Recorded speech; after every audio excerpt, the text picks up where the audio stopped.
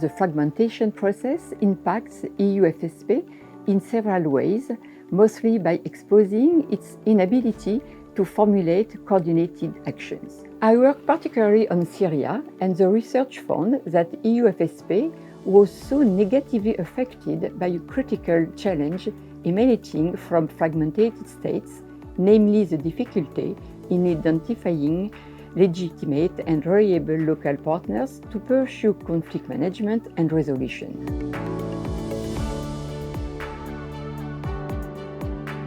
Through the long years of Syria's civil war, EU member states never truly questioned their initial refutation of Bashar al-Assad regime, yet never found a consistent policy framework to effect political change in Syria either.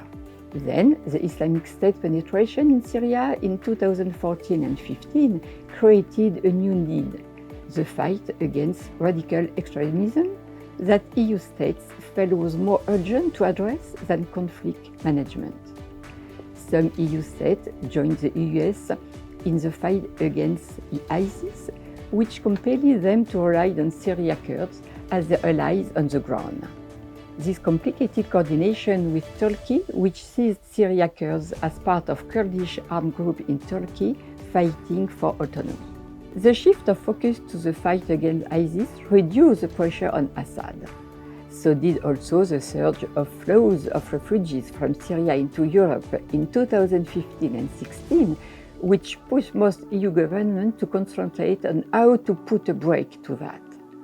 Upon the initiative of Germany, the EU managed to slow down the flows of refugees from Syria through the 2016 deal with Turkey.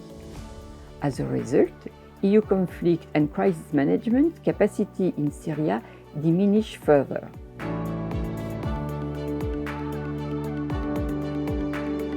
The EU did try to pursue conflict resolution by engaging, alongside the US and some Arab countries, in some form of internationally organized consolidation of opposition forces, and later by supporting a more inclusive United Nations process.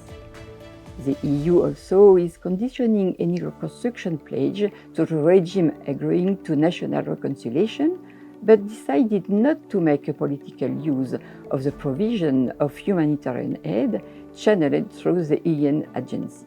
However, this considerable support to Assad provided by Russia and Iran, to which EU member states had no answer, and determined both attempts.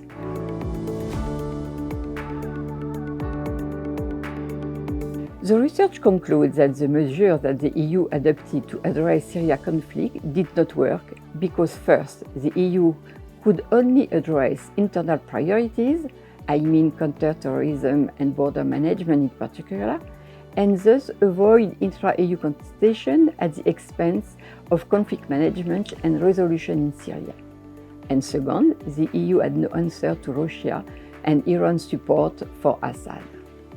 So the report recommends that the EU engage more with the three countries that have ensured a degree of governance over Syria, namely Turkey, Iran and Russia, even if it is very difficult because of the Ukrainian war.